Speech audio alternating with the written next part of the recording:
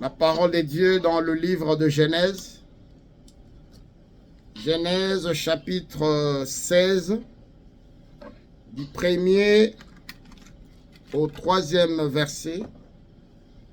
Et puis nous allons prendre aussi le 15e verset. Genèse chapitre 16 du 1er au 3e. Et puis nous allons encore prendre le 15e verset. Nous lisons.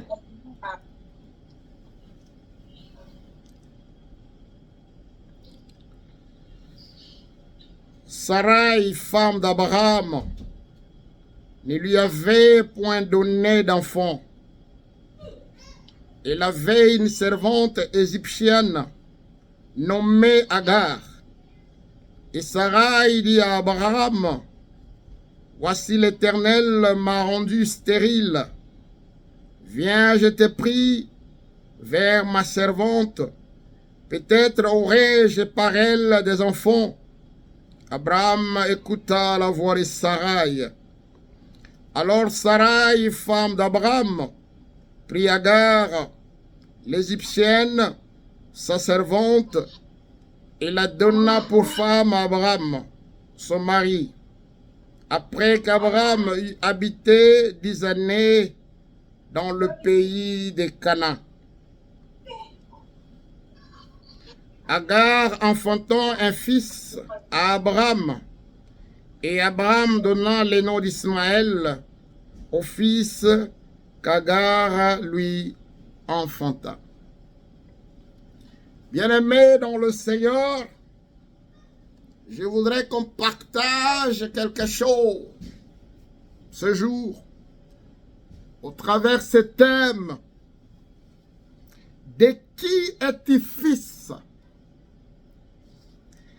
De qui es-tu fils?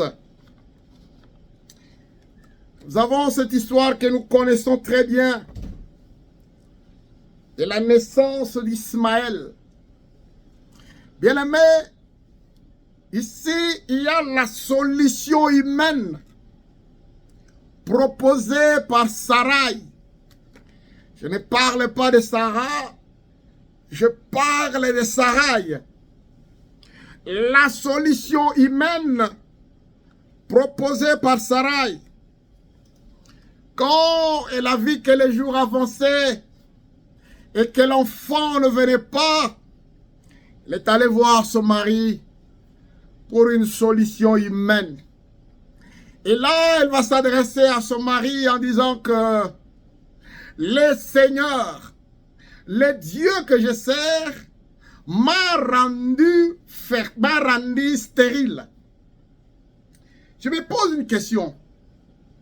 Comment Sarai, pendant ce temps, pouvait dire que c'est l'Éternel qui lui a rendu stérile? Qui lui avait dit que l'Éternel lui avait rendu stérile? C'est la question que je peux me poser. Peut-être c'est la question que tu te poses. Tu vois une situation compliquée, tu dis que ça vient de l'Éternel. Mais qui te dit que ce que tu es en train de traverser vient de l'Éternel? Qui te dit qu'une situation quelconque vient de l'Éternel? Qui te dit que peut-être maintenant tu n'as pas d'enfant, ça vient de l'Éternel? Qui te dit que maintenant parce qu'il n'y a pas un mari, ça vient de l'Éternel? Qui te dit que s'il y a une maladie qui te terrasse, ça vient de l'Éternel? Qui te dit? Il y a des gens des fois qui disent, j'ai beaucoup prié, je suis fatigué, j'ai beaucoup prié. Bien-aimé, qui t'a dit que tu as beaucoup prié? Qui t'a dit que toi, tu as beaucoup prié? Qui? Parce que l'Éternel ne se fatigue jamais de nos prières. Et il ne se fatiguera jamais de nos prières. C'est le repas de chaque jour. Mais comment tu peux dire que j'ai prié, je suis fatigué? Ça, c'est la parole qui vient de l'ennemi. Ça ne vient pas de Dieu, bien-aimé. Ça ne vient pas de Dieu. Et là, Elle va amener une proposition. Et Abraham a écouté la proposition de son épouse. Il est allé vers Agar. Et Agar fut née. Mais il y a quelque chose qui intrigue mes pensées. Il y a eu une prophétie. Quand Agar était encore enceinte, il y a eu une prophétie. Si nous lisons Genèse chapitre 16, verset 12, la Bible maintenant parle. La Bible parle d'Ismaël. La Bible dit, il sera comme un âne sauvage. Ismaël sera comme un âne sauvage. Là, c'est la prophétie, c'est l'ange qui parle. Et quand on parle d'un âne sauvage, cela suppose qu'il sera un rebelle. Un rebelle. Un révolté. Un indiscipliné. Un indoptable. C'est-à-dire que l'enfant qui sera né, l'enfant était encore dans le ventre de sa mère, mais la Bible nous dit que cet enfant sera un rebelle. Comment puis-je comprendre ces choses? La Bible dit encore, sa main sera contre tous. Et la main de tous sera contre lui. Il habitera en face de tous ses frères. Sa main sera contre tous. Il n'y aura que des bagarres. Il n'y aura que des combats. Il n'y aura que des rébellions. Il n'y aura jamais la paix avec cet enfant. Et la Bible dit, il habitera en face de ses frères. Non au milieu de ses frères, mais en face de ses frères. C'est-à-dire un rebelle. C'est lui qui sera né là. La solution humaine n'est qu'une solution de rébellion. Ce n'est pas une solution qui amène la paix.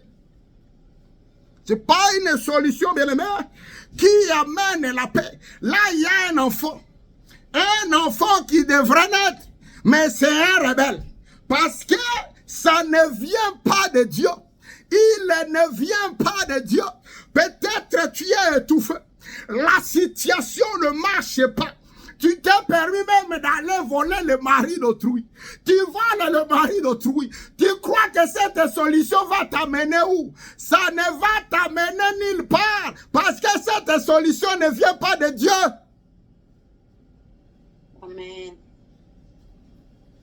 Il y a des femmes, parce que tu es marié, le diable te dit que toi tu es stérile. Depuis quand que l'Éternel t'a dit que toi tu es stérile? Il a dit quand? L'autre fois, je prêchais sur le profil de l'homme et le profil de Dieu ou l'angle de Dieu. C'est le diable qui te fait montre des choses, bien-aimé. Parce que l'enfant ne vient pas, tu vas voir un marabout, j'ai besoin d'enfant. Il va te donner un Ismaël. Tu n'auras jamais la paix avec Ismaël parce qu'il n'est pas l'enfant de la promesse. Comment tu peux avoir la paix si cela ne vient pas de Dieu? Ismaël n'était pas l'enfant de la promesse. C'était la solution humaine qui ne devrait aboutir de quelque part.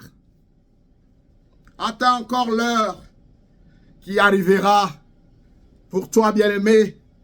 Ne cours pas. Raison pour laquelle j'aime quelqu'un, j'aime Habakkuk. Habakkuk chapitre 2 verset 1 qui dit, moi je me tiens dans mon poste et j'attends ce que l'Éternel me dira. Et j'attends la réponse du Très-Haut. Et j'attends ce que l'Éternel m'a promis. Parce que la solution humaine n'aboutira nulle part. La solution humaine, bien-aimé, ne va pas conclure un pacte avec toi. Attends le plan de l'Éternel. Parce qu'il a toujours un plan. Il a toujours un plan merveilleux avec toi. Ne te précipite pas, bien-aimé. Ne cherche pas à voler. Ne cherche pas à sortir. Tu dis que mais le temps est passé. La situation ne se range pas. Maintenant, je vais voler quelque chose. Je vais prendre là-bas. Je vais... Attends, bien-aimé. Attends. Alléluia. Attends, bien-aimé. Comme Habakkuk. Ismaël ne pouvait être en harmonie avec personne, avec quiconque, parce qu'il n'était pas le plan que l'Éternel avait promis. Et tout ça, il pouvait amener sur le discorde. Et vous voyez, aller en Israël, Israël avec Palestine, Israël avec Gaza, avec Hezbollah, c'est pratiquement ce qui est écrit. Et maintenant, vous avancez, bien-aimés. Quand vous arrivez à Genèse chapitre 17, la Bible dit, Dieu descendit pour parler avec Abraham. Il descendit pour parler avec Abraham et Sarai. La Bible dit ceci dans Genèse chapitre 17, verset 1. Ton nom ne sera plus Abraham, mais ton nom sera Abraham. Ton nom sera Abraham. L'Éternel lui dit, je suis le Dieu Tout-Puissant. Marche devant ma face et sois intègre. J'établirai mon alliance entre moi et toi et je te multiplierai à l'infini. Quand l'Éternel, maintenant, la Bible dit, l'Éternel est descendu. Alléluia, alléluia, alléluia. Il est descendu pour parler avec quelqu'un. Il est descendu pour donner une promesse. Il est descendu pour accomplir quelque chose. Et quand il entre, il dit à Abraham, désormais, ton nom ne sera plus appelé Abraham, ton nom sera appelé Abraham, qui signifie le père de multitudes. Bien-aimé, laisse-moi te dire une chose. Ismaël n'était pas le fils d'Abraham. Ismaël était le fils d'Abraham. Mais quand Abraham a rencontré l'Éternel, son identité avait changé. Quand il rencontre l'Éternel des armées, ton identité change. L'identité d'Abraham était changée. Il est devenu Abraham. Et en devenant Abraham, la multiplication est arrivée, la bénédiction est arrivée, le changement est arrivé. Alléluia, alléluia, alléluia, alléluia. Nous servons un Dieu merveilleux. Quand l'Éternel te raconte, la première des choses, il va changer ton identité. Il change ton identité.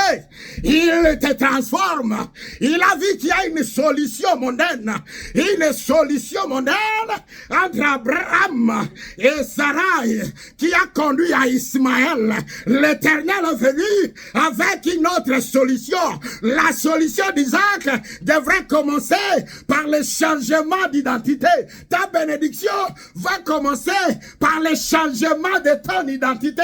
Le changement de ton identité, le changement de ta création, parce qu'il est le Dieu merveilleux, le Dieu de gloire, le Saint d'Israël, raison pour laquelle la Bible dit clairement, celui qui est en Christ, il est devenu une nouvelle créature.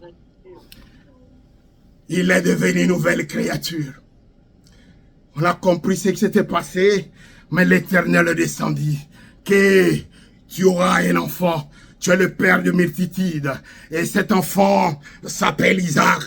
Et bien aimé, laisse-moi te dire, ceux qui pensaient que l'héritage va aller vers Ismaël, ils se sont trompés parce qu'il n'était pas le fils de la promesse. De qui es-tu fils?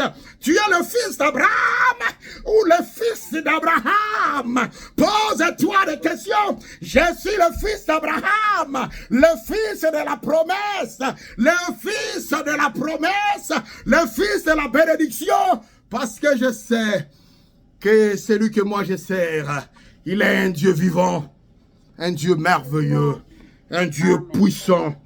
L'Éternel que moi je sers, c'est un Dieu merveilleux. Si l'Éternel te rencontre, peu importe les circonstances de ta vie, il va te transformer. De qui es-tu fils? De qui es-tu fils? Tu es le fils de la bénédiction ou tu es le fils de la malédiction? Le fils de la malédiction, il est né alors qu'il était dans le ventre de sa mère. On l'a appelé déjà rebelle. Mais quand Isaac est arrivé, bien aimé, ce n'était pas le fils de la rébellion. Quand la bénédiction va venir auprès de toi, une qui vient de Dieu, bien aimé, tu vas comprendre que les choses vont changer, ton comportement va changer, tes attitudes vont changer. Celui que tout le monde appelait la prostituée, elle deviendra fidèle. Celui que tout le monde a appelé le voleur du quartier, il deviendra la sentinelle du quartier pour veiller contre les voleurs. Parce que si tu rencontres l'Éternel, la vie change, la vie change. Tu as une nouvelle identité. Alléluia, alléluia, alléluia. Alléluia. De qui es-tu fils? De qui es-tu fils? De qui es-tu fils? Bien-aimé, vous avez quelqu'un qui s'appelait Sarai. Alors quand il fallait rencontrer l'Éternel des armées, celle qui a amené des solutions, il dit désormais, ton nom ne sera plus Sarai. Tu ne vas plus jamais l'appeler Sarai. Sarai qui a amené la solution d'Ismaël, son nom sera appelé Sarah. Vous savez, Sarah signifie quoi? Sarah signifie princesse des nations. Princesse des nations. Princesse des nations. Alléluia, alléluia, alléluia, alléluia. Alléluia, alléluia.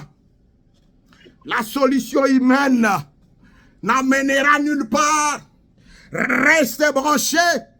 Restez branchés. Quand le nom a changé, la grossesse est venue. Il y a de ces choses qui ne changent pas dans ta vie, bien-aimé. Parce que tu n'as pas encore rencontré Jésus. Parce que tu n'as pas encore rencontré Jésus. Tu es là connecté, tu vas à l'église, mais tu n'as jamais changé. Ton identité est restée la même.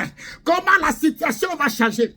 Quand l'identité a changé, quand le nom a changé, l'année prochaine, il y a un Isaac qui est arrivé. Il y a un Isaac qui est arrivé. Il y a un Isaac qui est arrivé. Amen. Celle qui avait dit, c'est fini pour moi. On m'a rendu stérile, mais c'est celle-là qui aura un enfant. C'est celle-là, bien-aimé, qui aura un enfant, parce qu'elle a rencontré l'Éternel. Vous savez, quand l'Éternel lui parlait, l'année prochaine, Sarah a dit non, ça ne sera pas pareil, ça ne sera pas moi. Dans son cœur, Sarah a dit, ça ne sera pas possible. Mais l'Éternel dit, je sais ce que tu es en train de dire. Je sais ce que tu es en train de dire. Sarah a douté. Mais l'Éternel a dit. L'Éternel a décidé. Laisse-moi te dire. Tu peux vouloir ou pas. Tu peux accepter ou pas. Si l'Éternel décide de te bénir, il va te bénir. De gré ou de force. Malgré le refus. Je voudrais dire une chose. Malgré le refus de Sarah, par rapport à son âge, mais l'Éternel a agi parce que le destin devrait s'accomplir. Tu peux ou ne pas accepter. Si l'Éternel veut agir en toi, si l'Éternel veut te bénir, il s'en fout de ton opposition ou de ton acceptation. Sarah dit c'est impossible, mais l'Éternel a dit, moi je vais agir. Comme ça, toi tu vas me prouver, entre toi et moi, hein, qui est le Tout-Puissant. Jésus. L'Éternel est merveilleux. Et qui es-tu, fils? Raison pour laquelle tu vas voir des situations dans la Bible, comme Zacharie. L'ange lui dit que Élisabeth sera enceinte. Zacharie a refusé. Le prêtre du Seigneur, il a refusé. L'ange dit, je m'en fous. Tu peux ou ne pas réussir, tu peux ou ne pas accepter. Tu vas rester muet, mais Jean-Baptiste sera né de ta femme. Jean-Baptiste sera né de ta femme. Si l'Éternel veut te visiter, il m'en fout de toi. accepter ou pas, le Dieu que je prêche, c'est lui que je veux qu'il te visite aujourd'hui. Même si tu refuses à cause de la maladie qui a traîné, même si tu refuses à cause de la situation que tu traverses, laisse-moi te dire, si l'Éternel veut agir, il va agir. Jésus, l'Éternel merveilleux, comment tu peux résister face à lui? L'année qui a suivi, malgré son opposition, Sarah est un enfant. Et vous savez, quand Dieu a rencontré Abraham, maintenant, la situation a changé. Il lui a dit désormais tous les mâles, à partir de 8 jours, il faut aller faire la circoncision. La circoncision, c'était la loi que l'Éternel lui-même avait établie avec Abraham. Mais là, c'était après la naissance d'Ismaël, qui n'était pas le fils de la promesse. Mais ça, c'était avant la naissance d'Isaac, qui était le fils de la promesse. De qui es-tu fils? Même Jésus. Jésus, quand il est né, la Bible dit, dans Luc chapitre 2, verset 21, quand Jésus a totalisé 8 jours, on l'a amené à l'église. Où on l'a amené au temple, où on devrait faire la circoncision. Le 8e jour, la loi que l'Éternel lui-même avait amenée, même Jésus s'est allé jusqu'à lui. Et jusqu'aujourd'hui, l'Éternel, notre Seigneur, de qui es-tu fils bien-aimé? Le fils de Sarah avec Abraham, ou le fils de qui? Sarah, Agar, Abraham, à toi-même, bien-aimé. À toi-même de comprendre ça. À toi-même d'évoluer avec le Seigneur pour voir comment ce Dieu-là est Dieu, est un Dieu bon, un Dieu merveilleux, un Dieu qui agit, un Dieu qui nous donne au-delà de ce que nous avons besoin. Servons un Dieu merveilleux. De qui es-tu fils?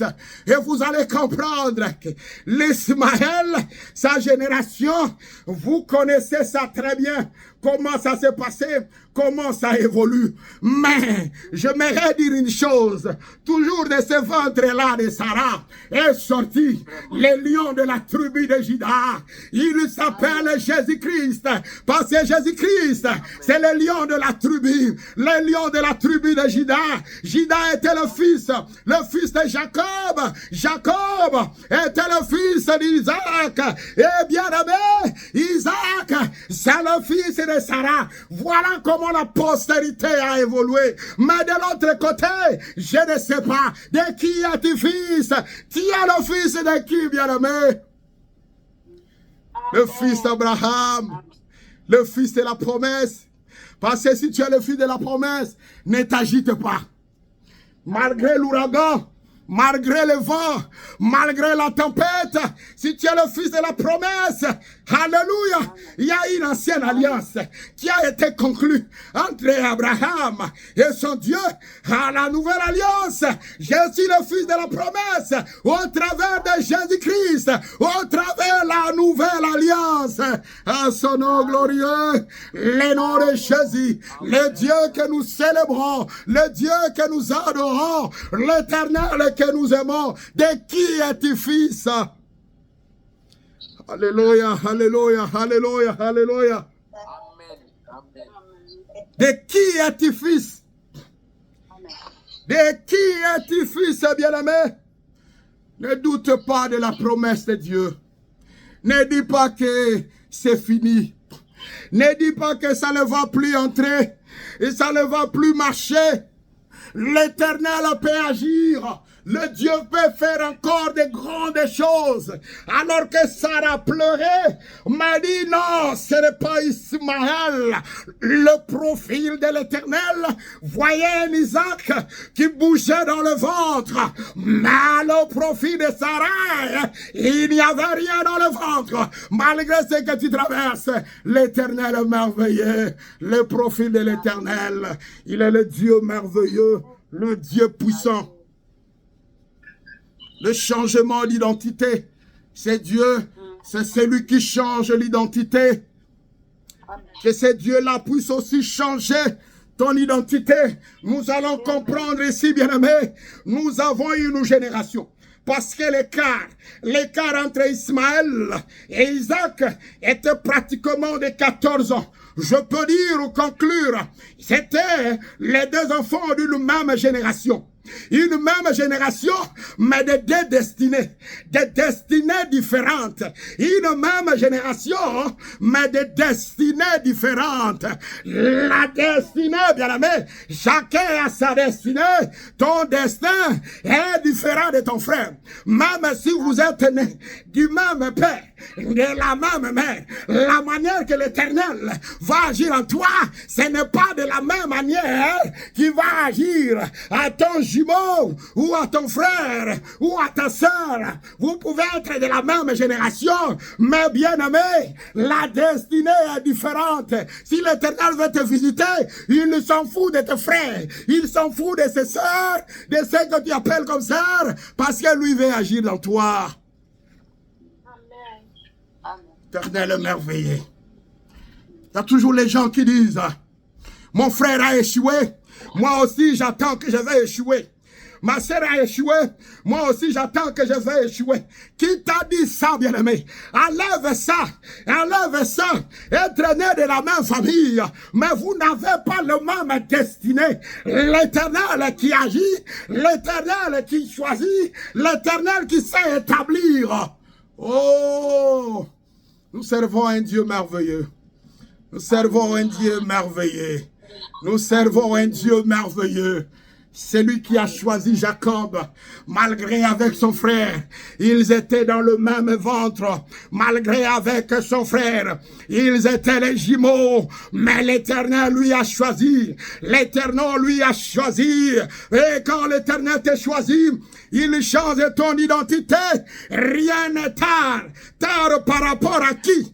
Tard par rapport à qui? Oh, elle qui t'a dit que l'heure est déjà passée? C'est lui qui est le maître de la chronologie, s'appelle Jésus-Christ. C'est lui qui sait contrôler l'heure, s'appelle Jésus-Christ. C'est lui qui connaît même les jours que toi tu mourras, s'appelle Jésus-Christ. S'il veut te donner même 300 ans, si le ciel veut te donner 300 ans, qui va l'empêcher? Qui va l'empêcher? Le retard par rapport à quoi? Le retard par rapport à qui? Arrête de pleurer, arrête de pleurnicher, marche avec Dieu, le Dieu de la nouvelle identité. Il va te transformer, il va te changer, il va faire de grandes choses avec toi, comme il a fait. De qui es-tu fils? De qui es-tu fils? Et quand on est le fils, quand réellement on est le fils, même si on bouge un peu, on rentre à la maison. Bien-aimé dans le Seigneur, le fils même s'il tombe, il va se relever. La Bible dit ceci, quand vous lisez dans Luc chapitre 15 à partir du 11e jusqu'au 24e, l'enfant prodigue. La Bible dit au 18e verset, le fils a dit, je rentre vers mon père. La relation entre le père et le fils, c'est une relation qui reste, une relation ineffaçable. Le fils a dit, je me lève, je pars vers mon père. Cette relation, même si tu tombes, il faut que tu te relèves, parce que tu dois rentrer auprès de ton père, rentrer au bercail. Le père t'attend, si tu t'aimes conduire, laisse-moi te dire, le père t'attend, relève-toi encore, marche vers le Père. Il a dit, je me lève, je rentre vers mon Père. Le Père aussi t'attend, parce que ton identité a changé. L'identité a changé. Le Dieu de gloire t'a donné une nouvelle identité. Une nouvelle identité. Peut-être tu t'appelles toujours Apollinaire, mais au ciel là, il y a un autre nom. Peut-être un nom révélé. On nous a prêché ici. Il y aura un nom nouveau sur les faciès que l'Éternel te donnera. Les noms-là ne peuvent être donnés qu'aux gens dont l'identité est transformée, dont l'identité a changé. Le Dieu de gloire, c'est lui qui s'est changé ton identité, le Dieu merveilleux, l'Éternel de gloire. Gloire à toi, le Dieu des cieux. Amen. La relation reste. Si tu veux te perturber, tu vas encore rentrer. La Bible dit dans Luc, chapitre 19, verset 9, le salut est entré dans ta maison. Amen. On parle de Jaché. Parce que toi aussi, alléluia, tu es le fils d'Abraham. Je voudrais dire à une sœur, tu es la fille de Sarah, tu es la fille d'Abraham. Je voudrais dire à un frère, tu es le fils de Sarah, tu es le fils d'Abraham. Même si tu ne sais pas voir, il y a une alliance.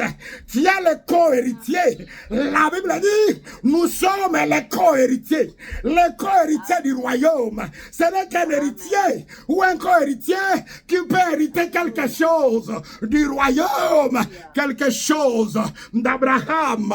Bien-aimé, même si à un moment donné, Jaché se méconduisait, il volait l'argent, mais un jour, il a cherché le sycomore, parce qu'il devrait rentrer au bercail, il devrait rentrer auprès de son père. Si tu étais tombé, de qui es-tu fils?